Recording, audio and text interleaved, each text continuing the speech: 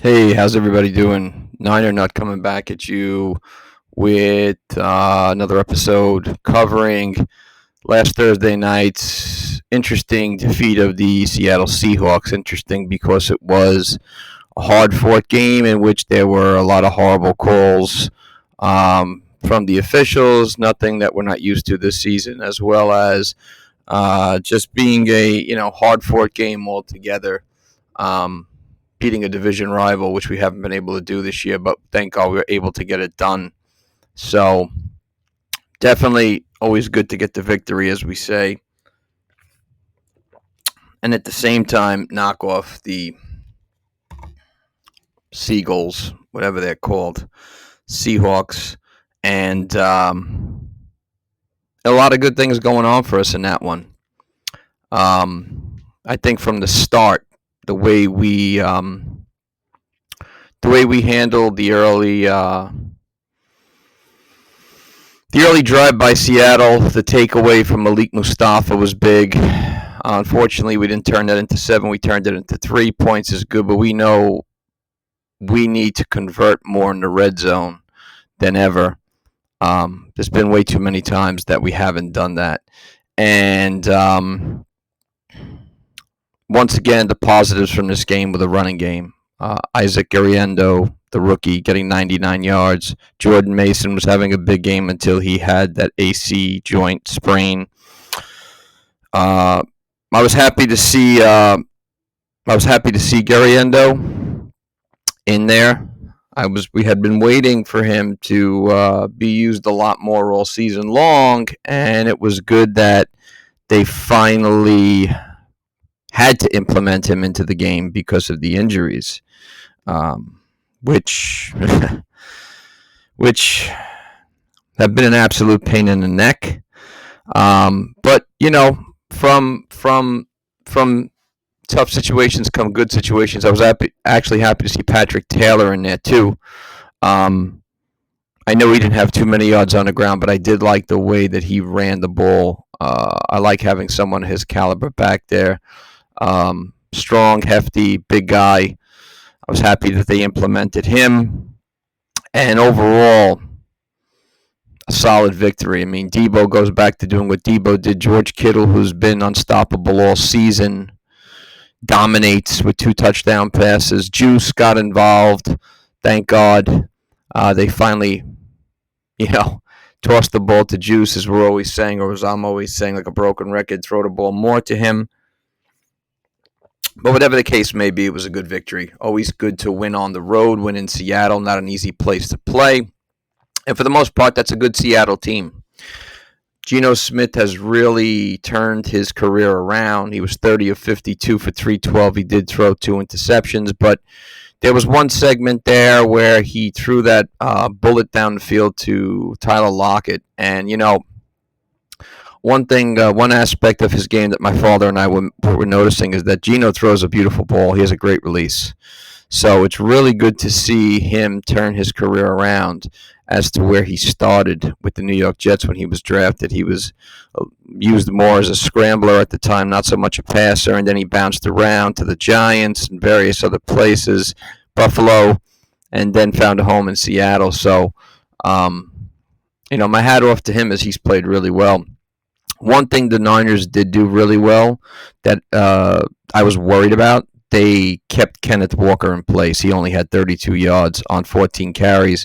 In fact, Seattle abandoned their running game. I mean, Zach Charbonnet had only 20 yards on 5 carries. So we were able to really corral that running game. And for the most part, if you haven't been watching, Kenneth Walker runs like he runs hard, bro. I mean, he reminds me of throwbacks the way he runs. He runs with a vengeance. So it was good to shut him down. Another good thing was to see Brock Purdy really settle in. 18 to 28 for 255, 3 touchdowns, no interceptions, not a sack given up by the offensive line. My hat off to them. And again, running the ball is our strength. Isaac Gariendo, 99 yards. Jordan Mason, 73 yards. Brock Purdy, 19 yards. So when we run that ball well, we win. We're a running team. I mean, I hope that's not a newsflash to anybody, but we're a running team first. as I sort of say it every week, sound annoying. Deebo obviously had a huge game, 3 catches, 102 yards, that big 76-yard reception and a touchdown. Somebody said to me Deebo was a gadget player. I could totally understand what they mean by that, but I just think that while that may be true, I think he's so valuable on both sides of the ball. In fact, now you're starting to see so many other wide receivers be utilized the way he is, both in the backfield, both as a wide receiver. So I don't know if he's a gadget player. I just think he's a guy who has the talent to do multiple things, which only makes it better for him and for us. George Kittle, 5 catches, 58 yards, 2 touchdowns. Brandon Ayuk, 2 catches, 37 yards. Kind of had a down week from the week before where he had over 100. Juwan Jennings, 3 catches, 27 yards. Kyle Juszczyk had 3 catches for 10 yards. But again, I was happy to see them utilize him out of the backfield. The biggest story of the day was Deommodore Lenoir corralling DK Metcalf. The hyena wins this one, man. Held Metcalf 3 catches, 48 yards. He was targeted 11 times.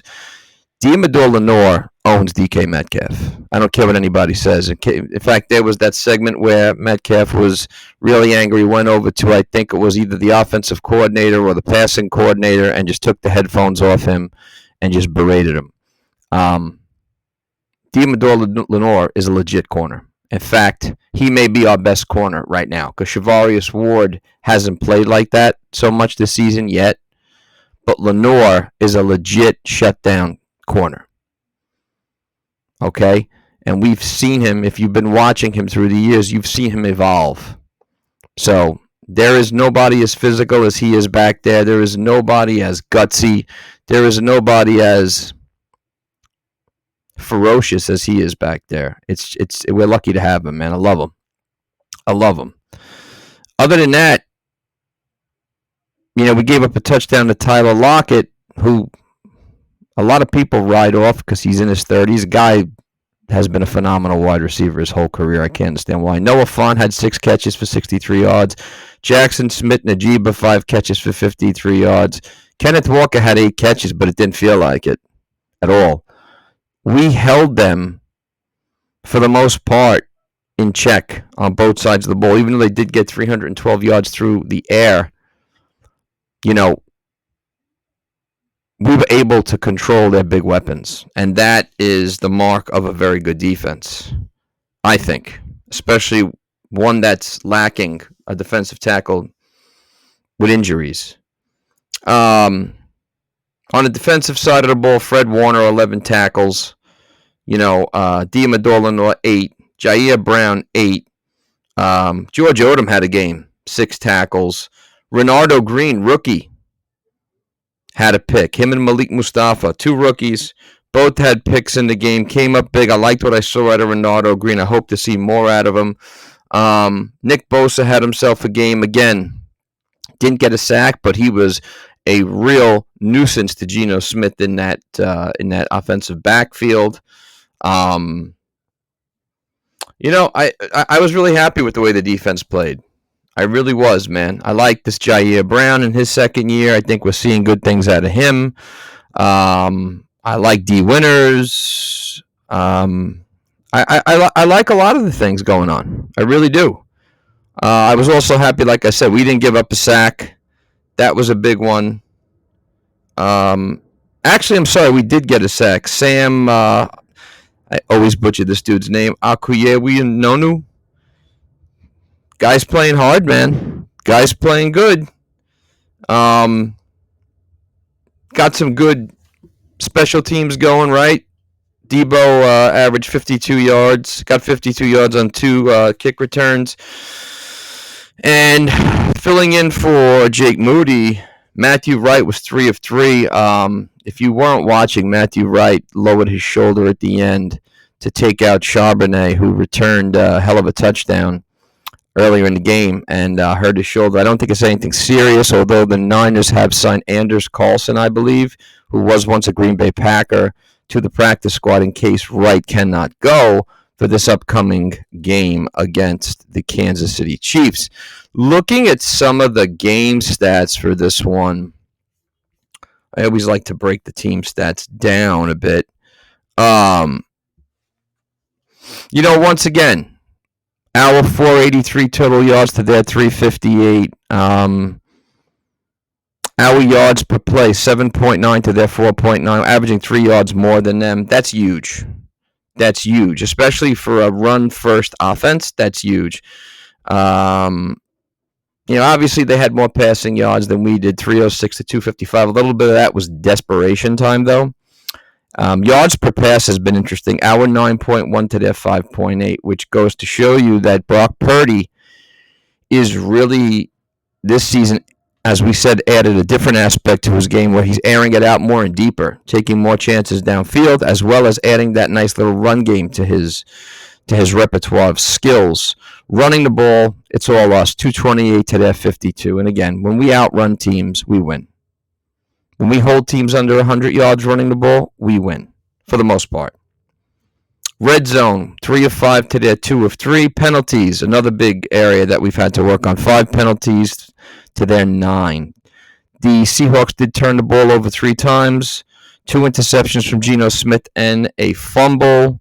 And we held them in possession 33 minutes to their 26. So this is a game I was worried about, man, especially after the last 2 weeks.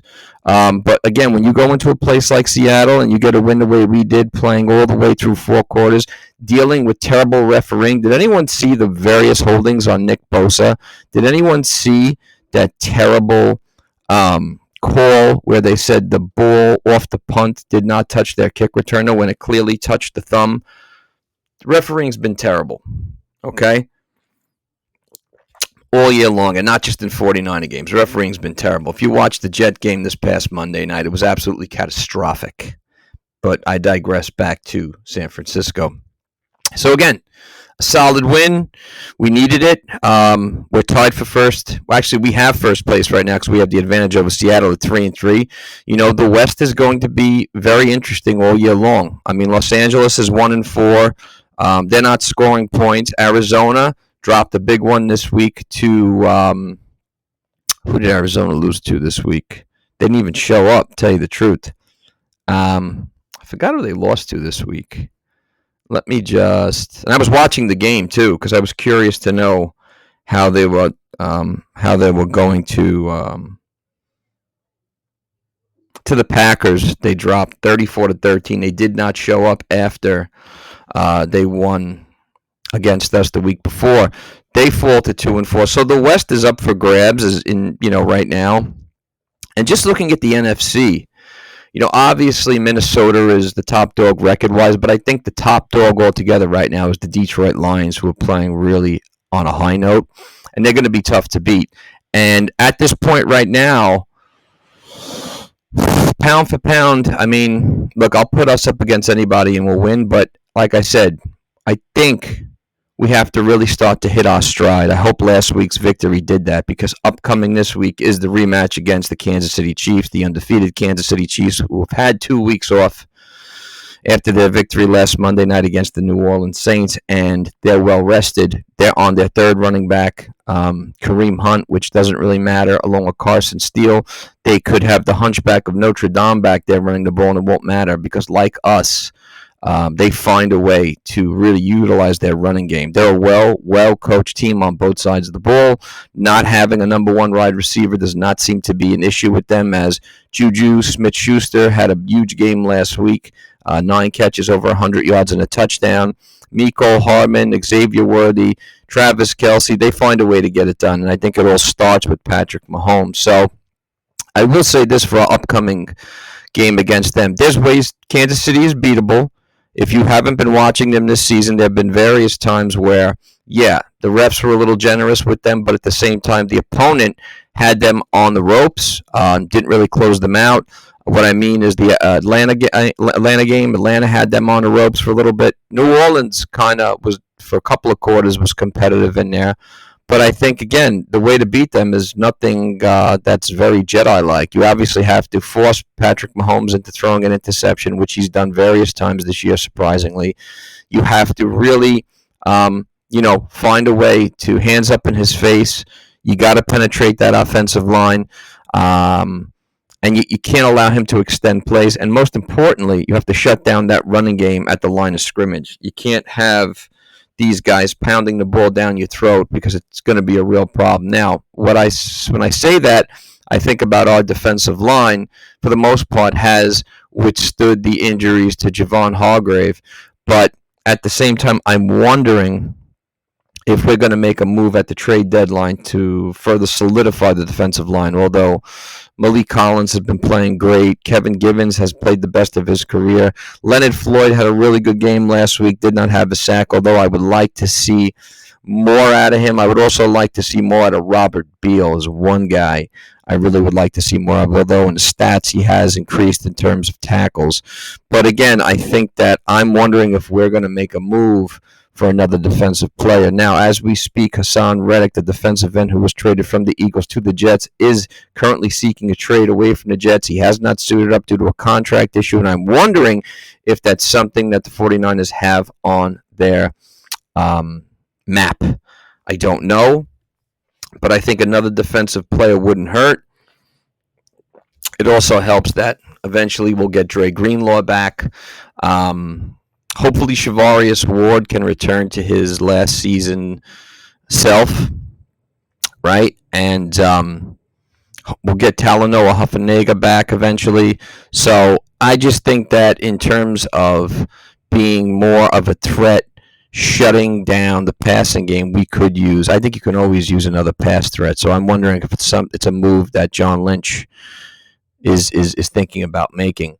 Also, against this Kansas City team, their biggest proponent of positivity has been their defense their last 2 years. Steve Spagnuolo has just done a phenomenal job with that group. And I know for the most part he's kept a lot of that group together.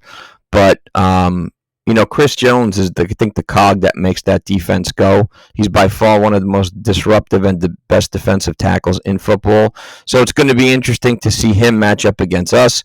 I know they move him around a lot, so I'm thinking it's probably going to be Aaron Banks, Jake Brendel, and Pooney that are going to really have to deal with him a lot, which will be interesting. And for the most part, those, Pooney and Banks have just played phenomenal.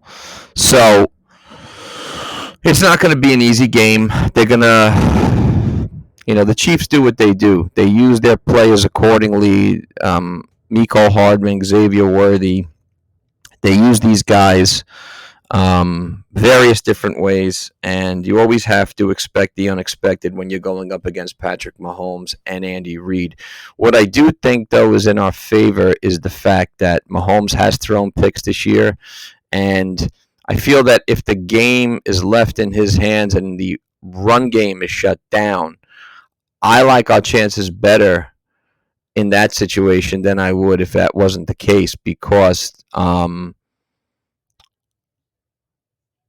he's been throwing interceptions this year. Believe it or not, if you haven't been paying attention, he has been throwing picks. And if you can't get him to the ground as a sack, the least you can do is limit their wide receivers and obviously force him into an interception. Now, I'm wondering what Nick Sorensen has in tune for him. Is he going to be sending a bunch of different packages? Is he going to rely on a lot of coverage from linebackers covering people out of the backfield? Because, again, while Travis Kelce is a threat, they make use of what they have. I mean, 2 veteran wide receivers and a rookie. Schuster-Smith, whatever you want to say.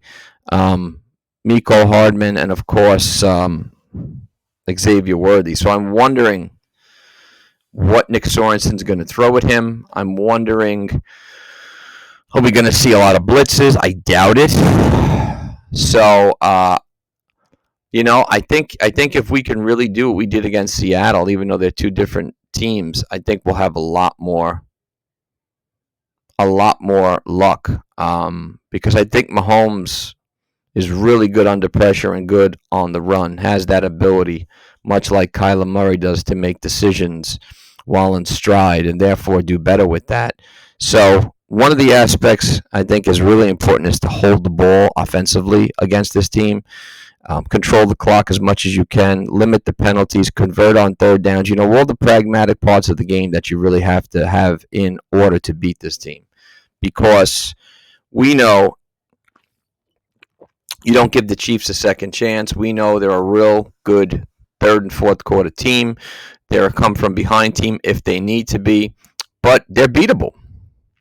They're beatable. And coming off of last week's win, I think we're on a high note right now. I think we're coming into that point of the season while still early. We know that we really have to find two things to really go on a long, legitimate winning streak to really solidify ourselves in the NFC. Because right now, not that it means much, but if you look at a lot of the rankings, they do not have us in the upper echelon of teams, especially throughout the league. In the NFC, we kind of, some people have us under Green Bay, which I disagree with. But I guess record, Green Bay's 4-2, we're 3-3. So you are what your record says you are. They have us under Green Bay, so that would make us the third or fourth or fifth best team in the NFC, and we all know we're better than that.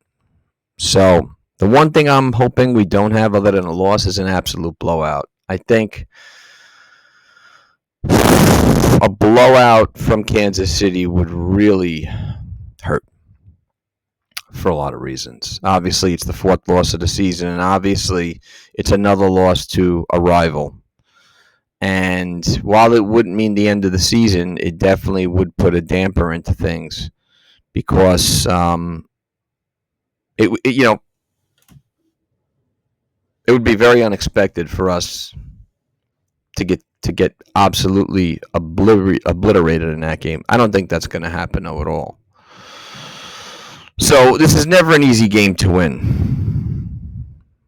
I'd rather us be 4-2 going up against them. I'd rather us be 5-1, but that's not the case. And sometimes, the record doesn't really matter all that much as long as you're hitting on all cylinders. And I think right now, that's what we're doing. So I'm hoping that Shanny really plans this offensive plan out to really pound that ball down Kansas City's throat various different ways with Deebo, with Garriendo, with Jordan Mason, and even Patrick Taylor if need be.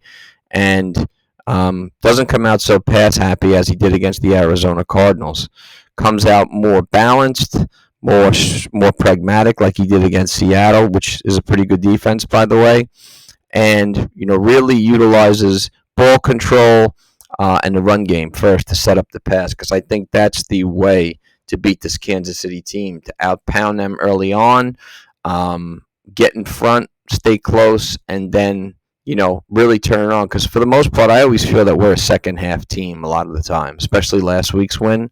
It was really big to see us come out in that second half and really pull it out when it was really starting to get close, especially with the touchdown passes to Kittle and the defensive stands that we had. So, we're getting turnovers on defense, which is really good. We're putting quarterbacks under pressure. We have to increase our sacks, though, for sure. Bosa definitely needs help. Can't do it all himself. Obviously, losing Hargrave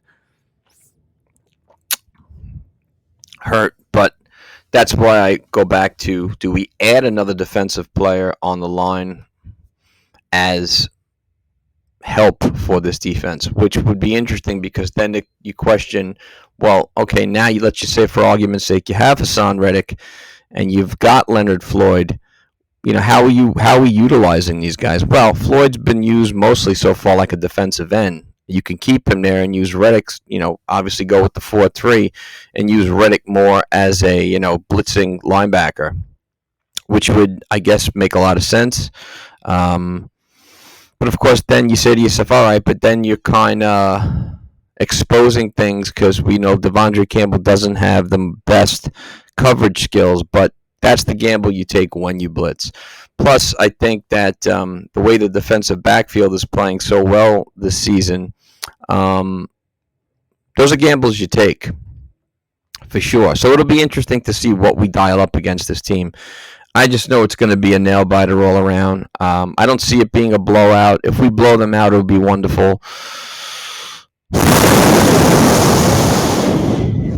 Purdy's got to have another great game like he did against Seattle, 18-28, 3 touchdowns, playing within himself, letting the game come to him. That's one thing he does really well. He doesn't force anything. I like the way he's able to absorb the pressure and make quick adjustments and corrections to it. I think that rushing aspect to his game has only been a plus. And this could be the winning this game, I think, could be just the thing to put us over the top going forward, because after that is Dallas, the Titanic, basically. And from there, we get the bye. But if we were to win these two, we'd be 5-3, which would really put us at a good point. If not, and we beat Dallas, we're 4-4, which is still not a bad point. But a win over a team we have not been able to beat the last 4 times, 2 in which were the Super Bowl, would be huge. And, this is Purdy's 3rd time against Kansas City when you think about it. He came in for Jimmy Garoppolo 2 years ago when we were getting blown out to Kansas City and kind of mopped up. And then he faced them in the Super Bowl last year, did a good job with a loss. So this really is his 2nd time against them. So it'll be really interesting to see how he matches up against that defense. It'll also be really interesting to see what they dial up for him. Because, again, good trio, the quadruple-headed snake, Kittle, Jennings, Deebo, Ayuk. And obviously all eyes are on Ayuk because of the big contract. And maybe stat-wise he hasn't had the most dynamic season in the first few games despite one. But I think a lot of eyes will be on him for that. But they'll also be on Purdy, of course. I want to see how he does under that Kansas City pressure, if that offensive line is able to really solidify itself. It's been an issue a little bit, well, except for the last 2 games where they've only given up a total of 2 sacks, which is really nice. We're going to really have to see the best out of Jake Brendel, the best out of Dominic Pooney, and the best out of Aaron Banks, especially them going up against Chris Jones. So, a lot of people have been critical of Jake Brendel, the penalties, some of the matchups. For the most part, I think Brendel's a solid center. I was a big fan of his when they re-signed him. I also like the fact that this offensive line has been together for a bit. So, are they the Detroit Lions in terms of the offensive line? Well, I don't know, because, the Detroit Lions have how many draft picks on that offensive line that are top-notch? But that doesn't always matter either. But for this, they are playing really good football, the Detroit Lions. So I think the both teams really mirror each other. But getting back to this Kansas City team, I think they're beatable, for sure. I think that if you can force Mahomes into making mistakes and capitalizing on that, when I say that, we have to score 7 more than we're scoring 3. We have to score 7 more than we're scoring 3. That's just the way it is. You can't always be getting 3 points. 3 is better than nothing. 7 is better than 3. And against a team like Kansas City, you get into that red zone, you got to push through. You got to push through. Kyle knows that more than anyone, and Purdy knows that more than anyone, because that was one of the aspects of his game that he wanted to fix. So, like I said, while I like seeing him gamble a little more, what we need to see is more capitalization in the red zone. Less field goals, more touchdowns. Again, pragmatic facts, nothing out of the ordinary. But trade deadline's coming up, like I said, November 8th. I'd like to see us make a move, preferably defensive. We don't really need much on the offensive front at all. There's already been moves, right? Devontae Adams to the Jets, Amari Cooper to the Bills. So teams are already jumping in early, solidifying positions they need to be solidified for the rest of the season. I think ours, like I said, you couldn't hurt getting another defensive threat, especially to a revolving door of defensive players that we use all the time, moving them up and down the line, taking them out with certain packages. I think it would be great to see us make a move like we did last year to get Chase Young or get somebody else of that caliber, maybe more on the interior line if anybody's out there. It'll be interesting to see who's available, who's not. So we'll have to wait and see. But got to win Sunday, man. This is a huge game. This is a huge game. Anything short of a victory, of course, will not fly. If it's a hard-fought win and it's a loss in overtime, I think obviously that's a lot better than getting blown out. Getting blown out would really, be the bow and arrow through the blimp, through the balloon. We can't have that. This is just one of those games that all eyes are going to be on. Probably the game of the week. We know it is, especially because it's the third matchup, a rematch of the Super Bowl. So there's no reason why they can't win this game. No reason why at all.